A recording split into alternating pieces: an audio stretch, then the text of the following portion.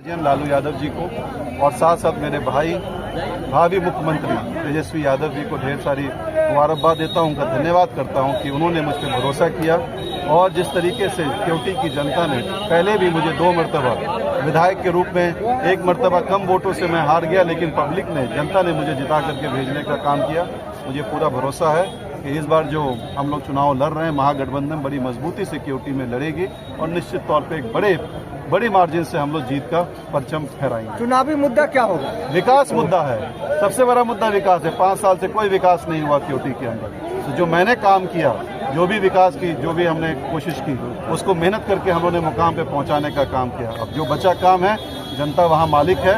मैं तो अपील करूंगा कि मुझे पहले मौका मिले और निश्चित तौर पे बड़ी ताकत के साथ हम लोग लड़ेंगे, मेहनत से लड़ेंगे और जो काम बचा हुआ है केवटी के लिए, डेवलपमेंट का काम, उस पर हम लोग आगे बढ़ने का काम करेंगे। अब देखा गया है कि आप ही के पार्टी के एक कार्यकर्ता थे वहाँ पे, अनीसुर रहमान, जो आपकी पार्टी राजद को छोड़ करके MIM ज्वाइन कर दिया और आप उसी केवटी की बिहार में सिर्फ और सिर्फ तेजस्वी यादव हैं, युवाओं की धड़कन है और बड़ी मुस्तैदी से, ताकत से वो लड़ने का काम कर रहे हैं, पिछड़ों के लिए, अति पिछड़ों के लिए, अकलियतों के लिए।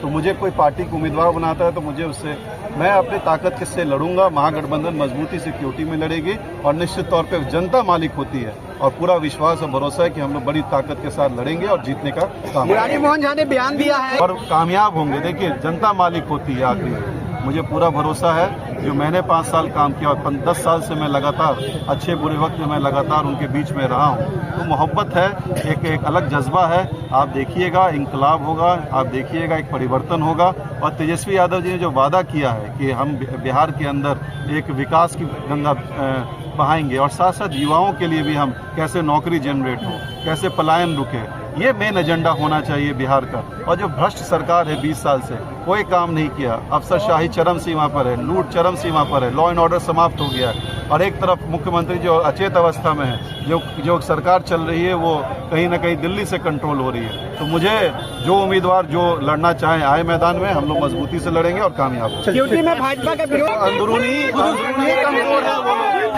भारतीय जनता पार्टी का वो तो ऑलरेडी कंट्रोल हो चुकी, समाप्त हो गई। हम वो मजबूती से चुनाव लड़ेगा। हमारे वर्कर्स चुनाव लड़ते हैं, जीतता वर्कर है और लड़ता वर्कर है। तो वर्कर ही हमारी ताकत है और हमें पूरा भरोसा है अपने साथियों पे, अपने युवाओं शक्ति पे कि वो लड़ेगा और केवटी कामयाब हो।